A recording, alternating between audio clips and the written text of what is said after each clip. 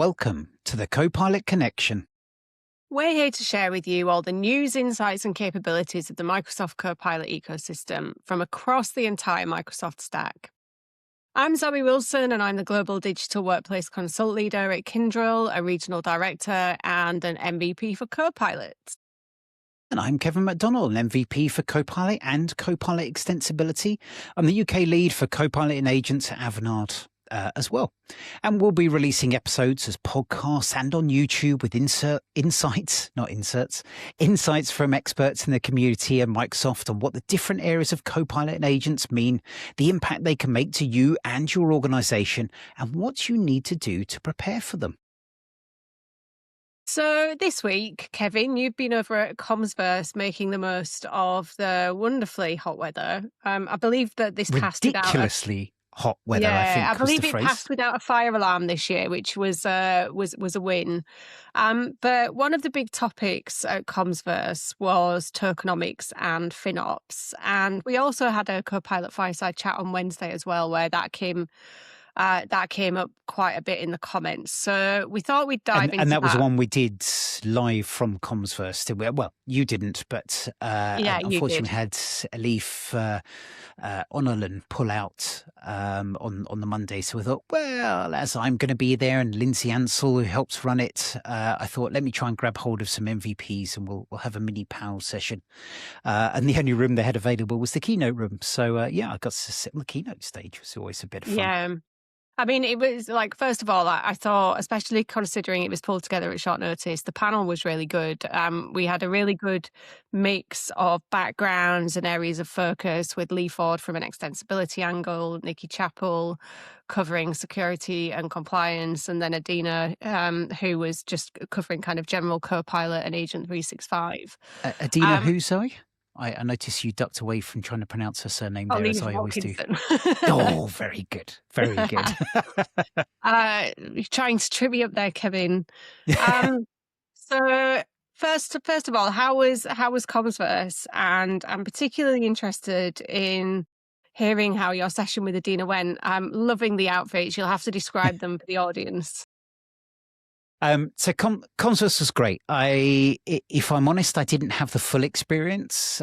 Sadly, if I've said in the show, my wife had a knee operation a few weeks ago. She still can't drive, can't really move around too much. So I was kind of driving over what should be a 1 hour drive. For those who know the UK, it's along the M25 on the south side. So it was anywhere between 1 hour and 2.5 hours, which is always good fun in this hot weather on there. So sadly, I wasn't there.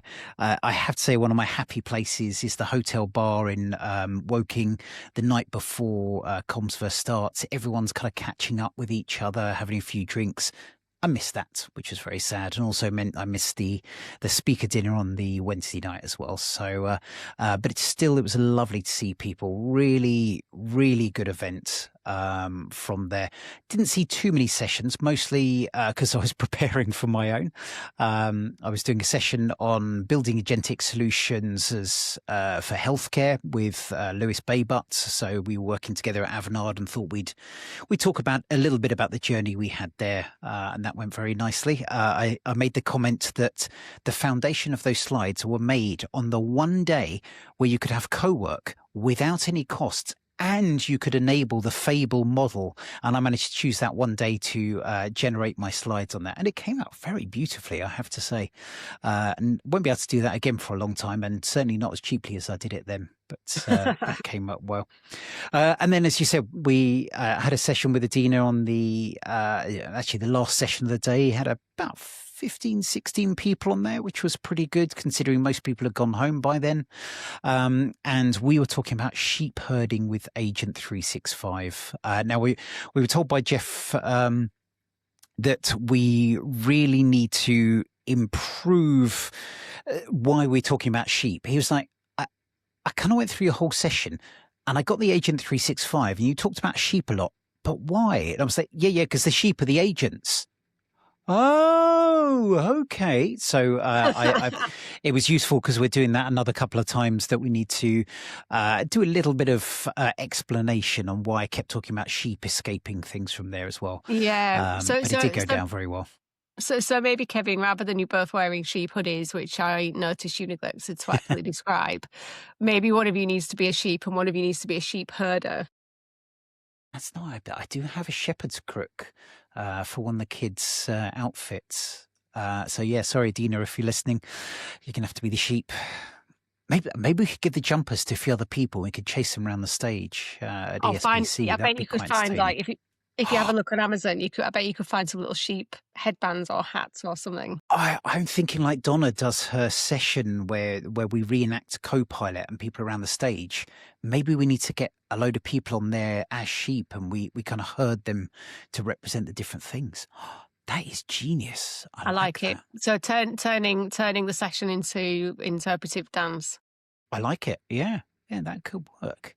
As long as I don't have to sing and it's just dancing, then yeah, I'm all for that.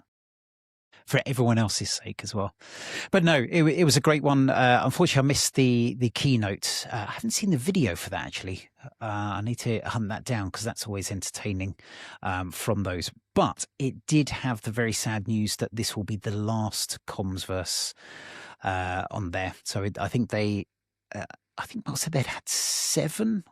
Which I think included a kind of almost user group size one above the Microsoft Store that I went to that Stoller Hunson spoke at. And I was finding a photo of him. He had a sock bucket puppet on there. Amusing enough, considering our conversation before this, Zoe, he was talking about controlling your notifications in Teams, which was interrupting our fireside chat from my laptop. So I obviously don't listen to these sessions. Well, no, I think it's ironic as well, considering your background as an MVP has always been in the modern workspace. And when we think about the conversation we had with some other MVPs earlier, where I was questioning whether BizApps MVPs whether BizApps people know how to use Teams. It appears like even Teams people don't know how to use Teams. Those who do. Those who can't, become an MVP. Maybe that's our new phrase. If I just said that out loud, I'm going to get into so much trouble for that. Okay. I mean, well, first of all, just on the news that this was the last Commsverse, I was so gutted when I heard that because I made the difficult decision earlier this year to reduce travel because both my parents have been unwell, and I do, like, just from a logistics perspective and the amount of hassle it would have caused me, it would have been a nightmare to have been there this week. If I'd have known it was going to be the last one, I might have reconsidered and tried to find a way to make it work. Yeah. And because I think, I mean, as I say, I was there for that first user group. That the first one was heavily delayed by the pandemic. I'm trying to think, was it September Yeah, it was that first one September. took place, wasn't it? Mm. And which was the first time we met, because I know Aaron had got us together and Chirag as well to run a Viva workshop at the South Coast Summit. And I remember meeting on the minibus. There was you meeting Sarah for the first time, Leslie Crook as well, Stoller, and all those people on the minibus, just been awarded MVP, was kind of sit there going, "Ooh, this is really weird. It's SharePoint Zoe. Wow." So, and Yeah, it was very strange having that first session. And I think it was the first conference after the pandemic as well. So lots of masks and awkward things having to be worn, but so good to actually get out in person as well. yeah, and then South Coast just a short while after. It was just a couple of weeks after, wasn't it? South Yeah, Coast it Summit. was. Yeah, it was really close. Yeah. So I think that to me, my conference memories and positives, those first few after the pandemic as well, that everyone was kind of just so giddy to be out and about and get out there, were fantastic, and everyone really keen to learn as well. Yeah. That went really well. I was also really sad to miss out on seeing Stoller and Moretta in person as well, because I feel like I haven't seen those two for ages. Yeah. And I remember both of those because I think another big Commsverse event was when we had the Viva room there. And I'm pretty sure they were both there then, certainly Stoller, and really formed a big part of the Viva Explorers. It's I know we were chatting with Mark Rackley the other day about Viva archaeologists, and it does seem to not matter quite Ancient, as much as it did, sadly. ancient history just shows Yeah, how fast things move, doesn't it? yeah, Yeah. I should say, just in case in any of the Viva team are listening, we do realize it's not actually ancient history. Viva Insights is still around. Viva Engage, the name is still there. You can still buy licenses for it. But yeah, it's certainly not what it was from that. So I'd say that was probably around the peak of the Viva time. And yeah, it's really lovely to see Moretta as well. Yeah. So back to the topic for today then. I know when we were chatting earlier in the week, you said that tokenomics and consumption costs was a big topic in all of the side conversations people were having at Commsverse this week. What was the mood music? What were people saying? I think there was a fair bit of fear around it. I think primarily co-work was a big thing stirring this up. The fact that everyone had got addicted to co-work, it changed how they're working. And then suddenly they're going to have to pay a whole load more money for it. And, people calculating they were going to spend $150 per month if just for kind of basic usage that they were seeing from there. And I think it was scaring people like that. This is outrageous. This is not the right thing on there. A lot of people talking about companies, who was it, Uber, who's burnt through their budget in the first quarter, sorry, their budget for the full year in the first quarter and items like that. And I think there's just a nerves of how can we get the value of these things without bankrupting ourselves, and are Yeah. people actually going to use the right thing for it as well? And I think there's a certain amount that people feel, a lot of things came up around governance and how, if we look back at how Microsoft's done things, they turn on SharePoint, let people get addicted to it, and then you've got the chaos and have to do governance. Same with Power Platform. Everyone starts to use it. You've got apps all over the place. You need to think about the governance. And I think everyone's like, well, why are we going through this again with Microsoft as well? Why are we having to do this? And why is this costing us so much more money as well from it? But I kind of pointed out, well, it is the same thing. You should have been ready for it this time. I was in a fairly blunt mood, if I'm honest, on this. So it was probably not quite so brutal as I will say that. But I think it's just a time for people. It's where people are either very far ahead or very far behind. There feels like a big gap in a lot of different areas of where people are thinking with this, and that is never a good place to be in. That's where you kind of sow division, you sow confusion with things on there, and I think that's why people are not feeling comfortable with it at the moment. Yeah. I mean, I think this is a very clear indication of where the market's going. Yeah, The big tech providers are not able to continue to subsidize such low cost AI when the cogs are costing them, like the cogs, the compute is costing them so much money. yeah, So we've already seen this with GitHub Copilot and the change in pricing. And I'm sure many of you have seen it's been all over every social media platform across June, the amount of developers who basically ran out by day 2, 5, 6, whatever. Um, and now we've seen this obviously with Cowork and with the WorkIQ API costs. I think we'll start to see this coming in more places. So it's a hard one for companies to get their head around. And if you look at infrastructure, we've had consumption-based pricing in the infrastructure space. They're used to operating in that yeah. way. That's true. But when we think about end users, it's And sorry, just to clarify, when talking about infrastructure, you're thinking like spinning up virtual yeah, machines yeah, and yeah. sort of platform as a service style where you're paying as you go for those ones. Yeah, absolutely. Yeah, and when we talk about FinOps, for the vast majority of people, when they use that term, what they're actually saying is how they manage the financials for their cloud infrastructure. Because usually it's the Azure, the AWS, the Google Cloud Compute that they're paying for. That's now having to expand in the way that people think about it, because now we're starting to see this being introduced into the end user space.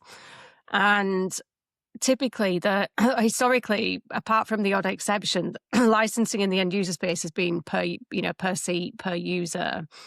And when we look at AI, we've got companies who are paying for like E5 plus Copilot or ME7 And now they also need to start thinking about what the budget looks like for Copilot credits as well. And it raises some really important questions they need to think about. And again, it's the same as the start of the Copilot journey. Like, who gets access to this? How do you determine which personas in the organization are high value enough where you give them access to, to the consumption-based usage in Cowork? And how do you budget for it? How do you manage that? How do you help the But it's users actually use it in the right way? Yeah, that's exactly what I was going to say. Because I think with Copilot, it was who gets it. This is an expensive tool. Remember when we thought $30 per month was expensive? This is an expensive tool for what we're getting. Now it's not just who gets it, but what tasks are going to get the best value from it that people need to think about. And this is where we're going to argue, isn't it? The reality of that is that's going to be down to the individuals to be able to know that, to know, should I use this or should I know that? Now, and I know you're going to come in with this. How on earth are they going to know that? And that, to me, is the interesting thing, that I feel that, to me, FinOps has such a focus on how much are you spending? How much is this going to cost you? How much should we budget for this? But what we should be talking about is, what is the value for what we're spending? And I think everyone in an organization needs to be thinking about that. Is this worth the money from that? There was a lovely article that's been doing the rounds that rumours that Accenture had been complaining that people were spending too much money on their tokens from just doing things like taking a PDF and turning that into a PowerPoint and things like that. Is that worth the cost for it? There versus kind of generating things from scratch, kind of taking conversations and automatically building out content and proposals as part of that as well. So I feel that FinOps is what people thought of as FinOps is part of the story. What we need to build out is, how do you show value for the cost of things you're saying? And I know that you and I talked about value a lot in the early Copilot days.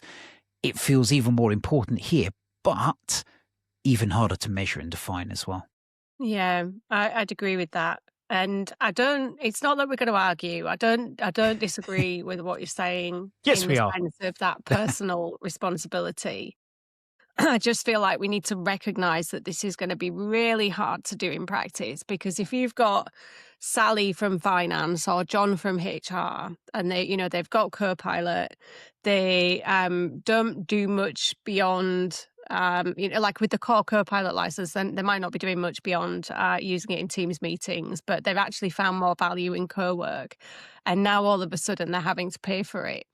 These people, don't necessarily understand the difference between, like as an example, between like a quick response or deep thinking. They don't understand the differences in the models, and that the newer, bigger model isn't necessarily always the best one for their work. And we're trying to drive a behavior change, and this is going to be like the next evolution of that, which is going to be harder, because we're asking them to build a Copilot muscle, but they also now need to learn which of these AI tools is the most appropriate for the tasks they're doing, and they need to do that with this financial thing in the back of their mind. It's hard enough getting people to do the first bit, let alone that bit. Yeah. And I the number of people I know who have had access to Cowork and know enough to be dangerous, and what they do is they go, aha, I know the difference between Opus and Sonnet. I'm going to take Opus 4.8 for everything, always actively pick that from it. Hi, Phil, if you're listening on that one.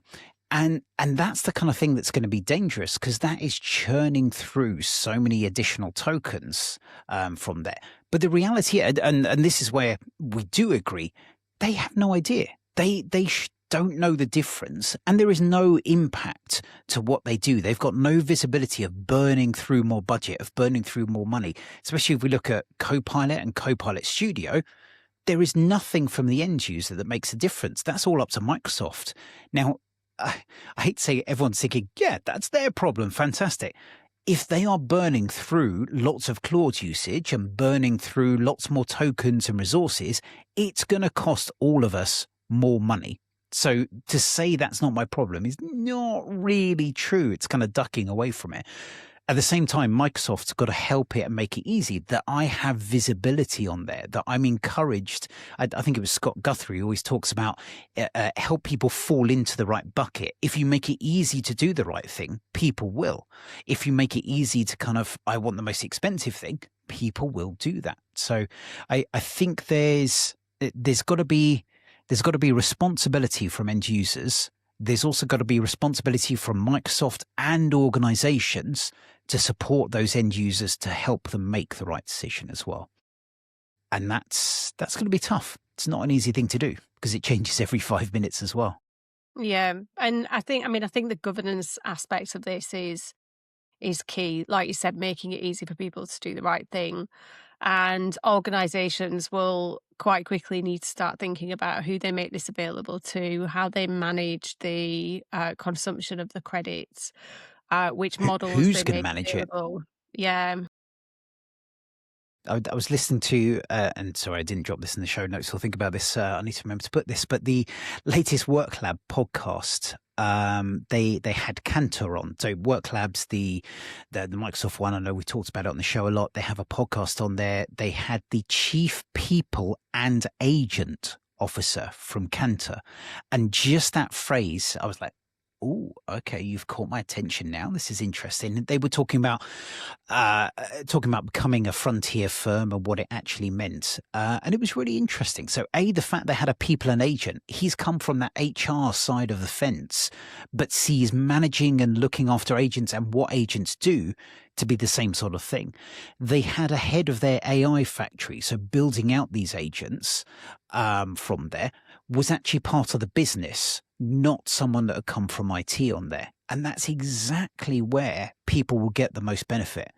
He did also say, it's damn hard. It's a painful ride, and take people through that change journey is painful on there. So he wasn't, it wasn't kind of nice, shiny, this is what everyone must do. It's this is a journey you need to do actively to get the benefit, and talks about ways to measure that. But it really stuck with there that's the kind of thing that organizations have got to embrace. And because they had that chief people and agent, they defined who was going to own that piece on there. Who was it I was arguing with over the last couple of days around this? But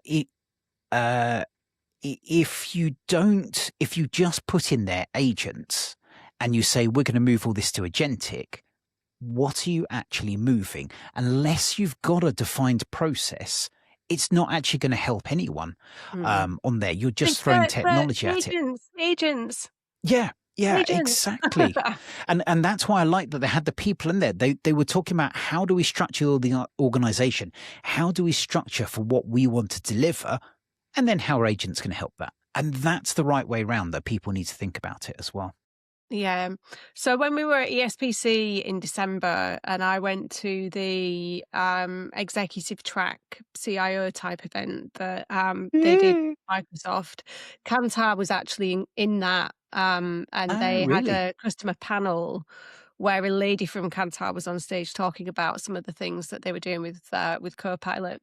I think when organizations are thinking about what it means to be a frontier firm, one of the advantages Kantar have is that they have been working super closely with Microsoft from the very beginning of the journey. And I think you can probably tell that when it shows up with roles like this, because, they're proactively thinking beyond IT and what it means to them as a business. Yeah, absolutely. But I'm going to be controversial. I don't think you have to work with Microsoft. I do think working with a partner to help you structure the organization, to take that third-party view, is what, if organizations really want to change the way they're working, then getting someone else looking at that. I'm someone who's come from being a cynic about consultants to being one from there, because I realized that actually having someone else say what you think needs to be done does help on there. And a lot of times people are just writing down the same things as you think, but actually by putting it down on paper, helping communicate it better, it comes across more from there as well. So it's intriguing. It's intriguing. So, and I'm also saying this knowing, we were talking about Viva earlier. We were telling people that the organizations need to transform themselves and being employee first. Yeah, how's that going now? So I was. So, I shouldn't laugh though, Kevin, because I was reading something the other day where I don't know which of the analysts it was, but there was a report of the things that is top of mind for CIOs at the moment, and EX and CX, or employee experience and customer experience, was bottom of the list. yeah, and there's culture. There's so many things feeding into that, and the whys and warfare and why fors that I'm not going to go home. I said warfares. That probably doesn't help either. But yeah, I'm saying this with a healthy cynicism, knowing that many organizations will go, this is just another fad that's disappearing away. I genuinely don't think it is on there. And this is also why I come back to that kind of start with the business processes. To understanding the way your organization works is the most important thing to that on there. And then agents can help within there. We were talking about the session we did on Agent 365. One of my favorite parts of it, we did the good, the bad, and the ugly, and we had a very funny picture of us looking bad on there and a set of sheep. But one of the things was Agent 365 is just a tool.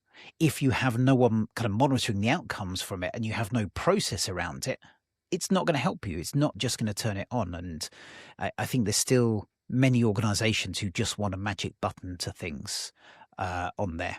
And I think there's many other organizations that are selling AI as that magic button, but it's not.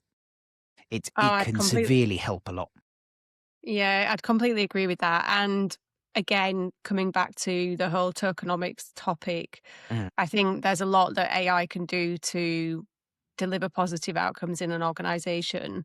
Understanding how you manage this from a value versus cost perspective is super, super important.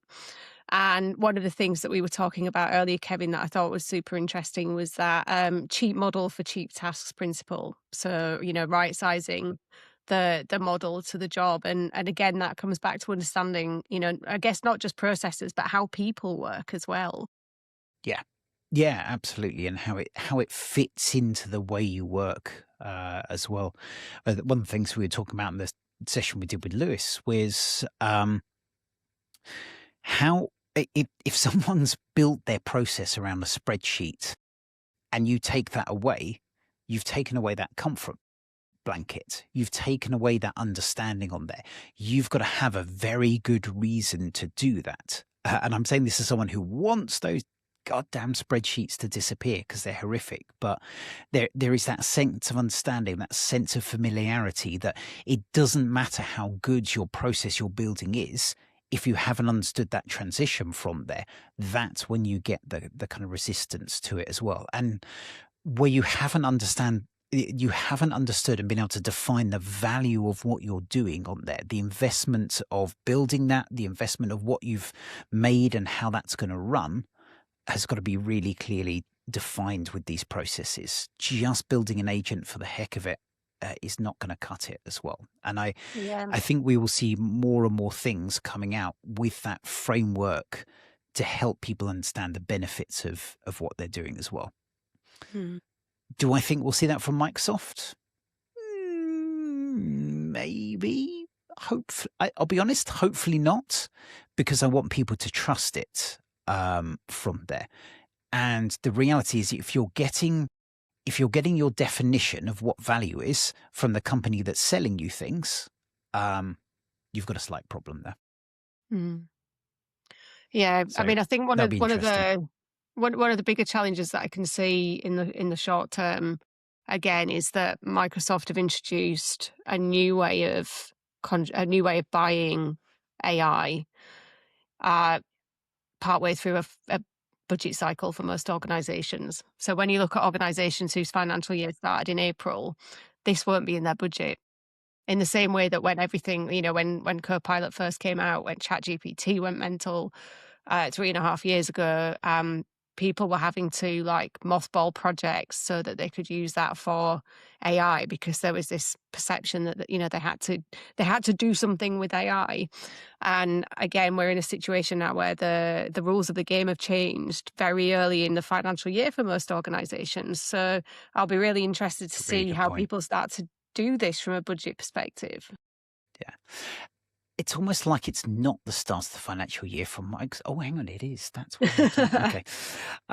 Yeah, no, I think that's going to be a really interesting point on how people that I feel like I'm Microsoft bashing, which I'm always happy to do, but also don't want to do for the sake of it as well. So I want to take some positives from the Cowork stuff, and it felt that they've kind of learned from some of the Copilot stories. It's while we're kind of panicking about this, it's not turned on by default within there. So actually, Cowork is off by default. The cost management, which I don't know if we'll show now, but I'll put some links to that. It's a fantastic demos.microsoft.com click walkthrough that shows you the different bits on that.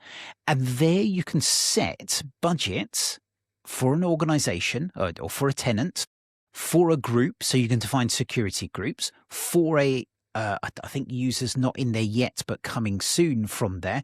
And of course, you could have a security group, with a single user in it. So you've got those controls to actually build those. I believe that Google hasn't got that. Claude hasn't got that capability of setting things in. So Microsoft has learned from things to put those things in there. I'd love to see more end user visibility of those budgets. I hope that comes along in the not too distant future, because being able to tell you've got a budget, yeah, but you've just got to work out when it is on there.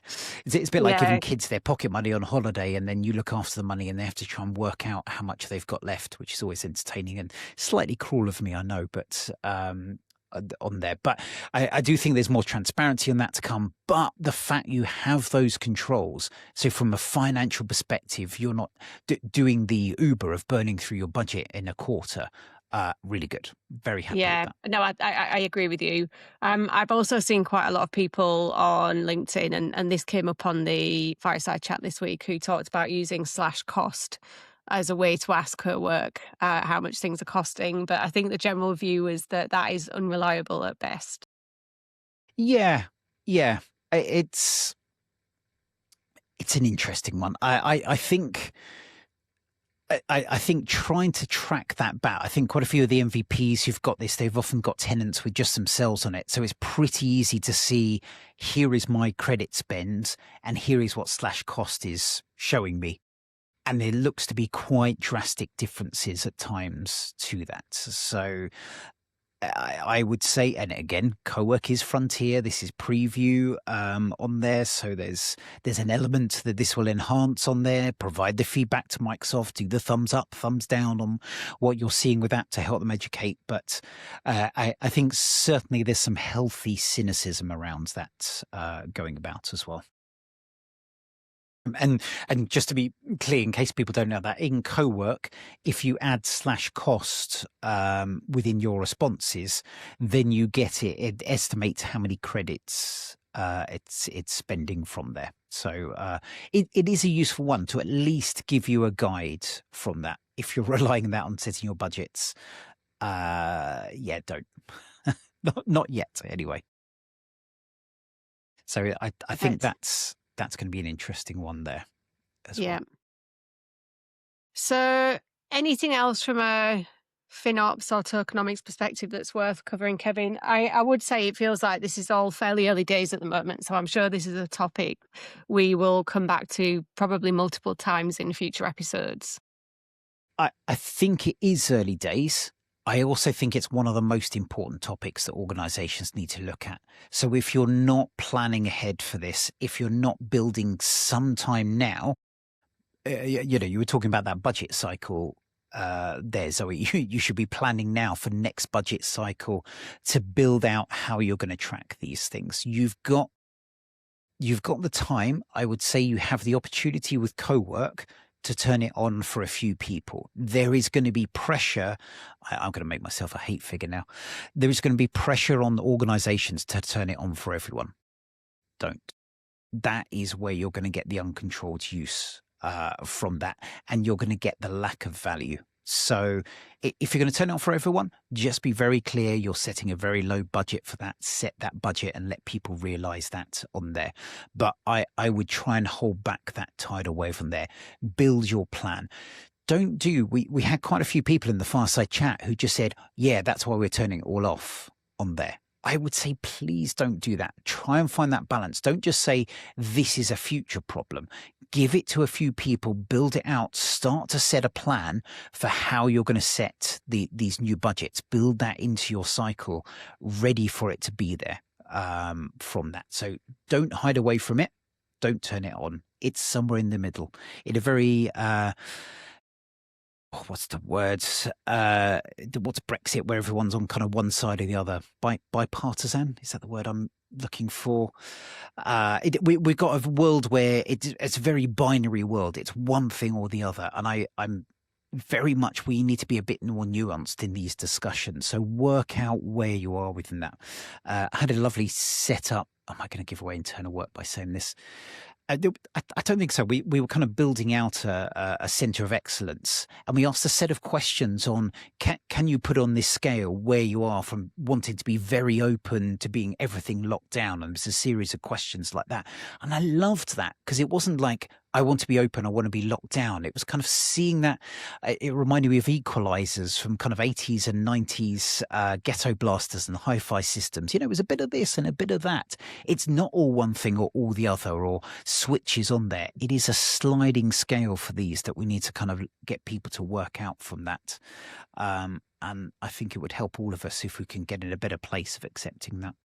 Yeah, I mean, this was one of the things that we saw with the early days of Copilot itself, where at that point, a lot of the governance, a lot of the controls just were not in place. So the organizations who approached it best were the ones who found the ways to be able to test and pilot and find different ways of putting guardrails in place. And to me, this is an evolution of that journey. So, I'd And to really measure the encourage. value of that as well. Yeah, I'd really encourage organizations to think about how do you get this into the hands of a few people safely so you can start to determine what that value looks like, what the usage and behavior looks like, how are you going to help people know what to use when. And I remember the other thing we said we're going to talk about. Yeah, exactly that. What to use when. Copilot is still fantastic. There's lots you can do with that. I know everyone's gone, oh, but Cowork is so much better at doing what I can create on there as well. On it. There's so much more I can do with Cowork. Absolutely. That doesn't mean everything needs to go on there. So plan your things, start to build those plans in there. Don't define now what to use when. Start to work out how you're going to build that plan of what to use when on there. I don't think it's as simple as saying, let's define that. Kevin and Zoe, can you give me a list? It's not going to be as simple as that, but it's certainly something I think many people are looking at and working on as well. Agreed. Right. I think we all need to start to wrap on there, but I think that's been fun. I certainly enjoyed the last Copilot Fireside chat and the conversations we had on there. Go and type copilotfireside.chat. We have Alif Onalen on the next one, which will bring even more fun to that as well. But Yeah, otherwise, I really think time liked to wrap up. yeah, I did really like the MVP panel discussion. I think we should think about doing that again soon. Yes. But thank you. For those of you for those, I was going to say the UK, but for those of you in Europe, I hope you're surviving the heat wave we're having at the moment. Many parts of Europe. Sorry, Sweden, it's still cold there. That sounds great. Thanks very much and speak to you all soon. Thank you. Bye-bye. Bye.